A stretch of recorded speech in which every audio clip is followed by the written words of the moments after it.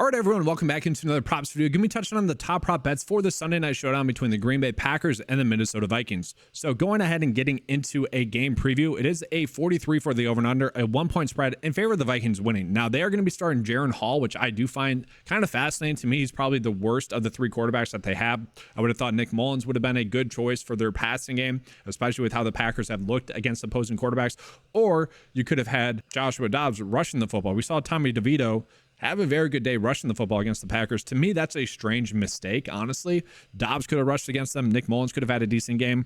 All in all, we saw Jaren Hall in the preseason. He did not look good. I actually think my Packers are going to win this game because of that. But all in all, the Packers are extremely banged up at the receiver spot as well, guys. Like, it is really fascinating just how well Jordan Love has played given the situation that he has been in. A lot of people are creating excuses for Patrick Mahomes, and I know that Mahomes and Love stats are pretty much similar, but man, it is extremely awesome how well Jordan Love has played, given the fact that for most of the season he was out without Aaron Jones, given the fact that a lot of the games Patrick Taylor was the RB2-ish third down back. I mean, he sucks. He is bad. And then obviously without really his top two pass catchers in Christian Watson and Wicks now, had a really good game last week. Now and Jaden Reed being out as well. Jaden Reed's probably going to be the receiver number one. You also have Dobbs there. Tucker Kraft is finally doing work, but really, I think we're going to see Malik Keith be the receiver number two in this game. He could actually be the receiver number one. We saw Bo Melton step up into a big role last week. It is just fascinating just how well Jordan Love has been able to play this season with basically no names for a majority of the NFL. And so this will be a quicker video, guys. I do just want to call out just the best prop bets that we were getting on both PrizePicks and Underdog. Starting with PrizePicks, looking at the best prop bets that we currently have. AJ Dillon for over 20.5 for rushing yards. I'm actually okay getting there. Dillon is going to be one more week removed from that thumb injury. He only had 7 carries in the last game, but that was a matchup in which the Packers are actually very much able to throw the football against the Panthers, which is shocking. Honestly, I think part of the reason why I'm hyping up Jordan Love as much as I am this week is the fact that he was without all his best pass catchers, and he was going against one of the more difficult, I shouldn't say more difficult, but one of the defenses that when you look at it for opponent rank against quarterbacks, they've been one of the best. And so the fact that it was much more of a passing game instead of a rushing game was a little bit shocking, albeit I don't know if we want to touch AJ Dillon for over rush yards. It wouldn't be shocking to see him have a good game. I do expect him to play more in this game, but you saw that like he was very much, I think the thumb injury was on his right hand. He was very much carrying the football in his left arm, even when he would bounce it out to the right hand side. So to me, this bet would just be banking on that thumb being much more healthy this week, where he's able to really secure it with two hands rather than just one. I don't know if you guys would want to like risk that. I can get why you wouldn't want to.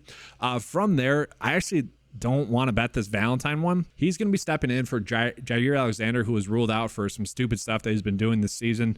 As a Packers fan, I get it. I'm actually okay with that. So you can't be making a show for yourself. You know, you can't be above the team, which is what he's trying to be. And Valentine and Ballantyne have both been two pretty good DBs. I'm actually okay with this. Like, these two DBs, I think, are the future for the Packers. This team is very young. They have a lot of young talent. He's one of those players. I don't want to touch this one, tackles and assists wise, but at the same time, like, I don't know if this is like, his tackles and assists, we want to bet the under because, well, they're not going to be throwing the football his way. I could actually get behind that, but all in all, Justin Jefferson probably does get a pretty good game going, right? And so, tough to say what we want to do there. We have Romeo Dobbs for over 3.5 receptions. I think that is a good bet. I think we want to be betting the over there. Jaden Reed was one that I was mentioning to people for quite some time to be betting the over 3.5 receptions.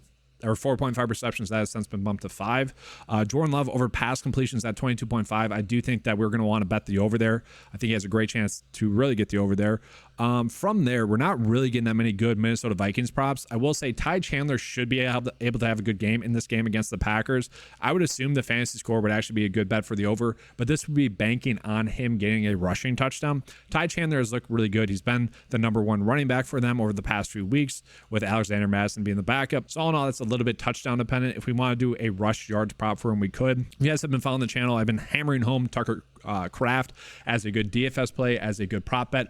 Hopefully you guys have been able to take advantage of that one as well. And then, yeah, there we got Ballantyne as well for under 4.5 tackles and assists. Again, I'm a little bit shocked by that. Like, I guess it could go two ways with DBs, right? It's, oh, they're playing good defense. They don't have to tackle receivers as much because of that. I don't know. I don't really get that, honestly. So maybe just to stay away. But all in all, if you guys wanted to bet the less than that, you could. Good EV bets there. We're seeing Ty Chandler 61.5 for rush yards.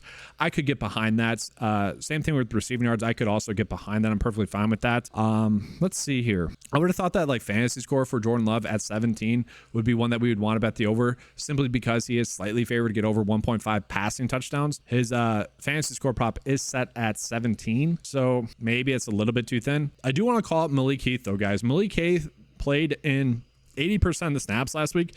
And yes, I do want to note that Jaden Reed was out. Okay. But we saw Malik Keith in that primetime game against New York really come up with two clutch catches, one that they overturned, which if you guys have a complaint against NFL refs and really the reffing and whatnot, that touchdown that got overruled should have been a lot of people's big complaints. That's one of the issues that I have with watching film. Like for the first half of the season, that was a touchdown. And then Trey McBride had a touchdown overturned, and then he scored the very next play, which is exactly what happened with Malik Keith. But it's weird that they have kind of flipped that consistency there. That to me is what sucks. I don't want to get off a tangent. I'm so sick of the blaming the refs. It's such a tired narrative in these primetime games. I'm so sick of it. It's just brutal. I like, sure, you can blame the refs all you want, but they really haven't been all too bad. I say that under my breath because I don't want to make people mad. I know the comments will go crazy with that, but oh gosh, watching the games, it's like they've actually not been bad this year. Like I would compliment them over the last 2 years, the refs. And really that just comes down to the rules committee, where the rules have been much more laid out, I would say, to the point where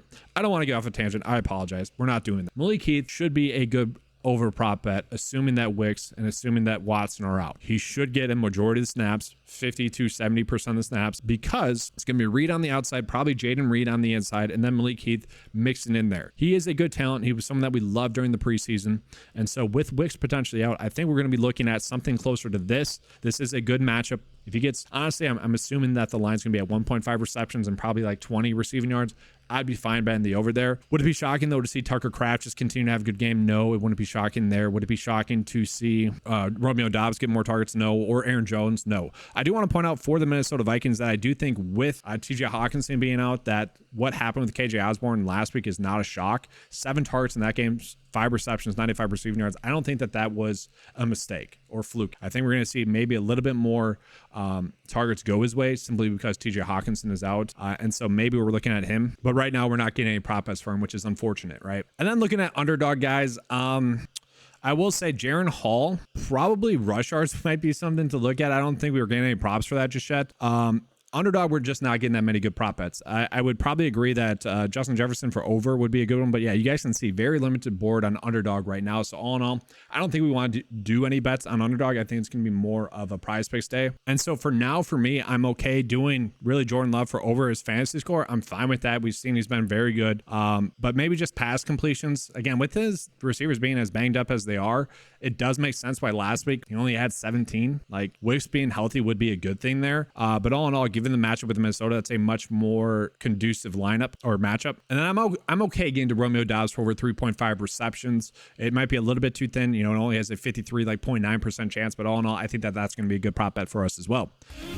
That is going to be all for today's video. Thank you guys for watching. Please give a like and subscribe to the channel. Also hit the notification bell so you're not missing out on any of this great coverage. If you guys want access to the 95sports.com PrizePicks and Underdog cheat sheet, they are available for just $10 a month. Thank you guys for watching. Let's have a good slate. And as always, let's keep cashing, keep packaging. Jeez, go pack, go guys. Thanks for watching. And as always, let's keep cashing.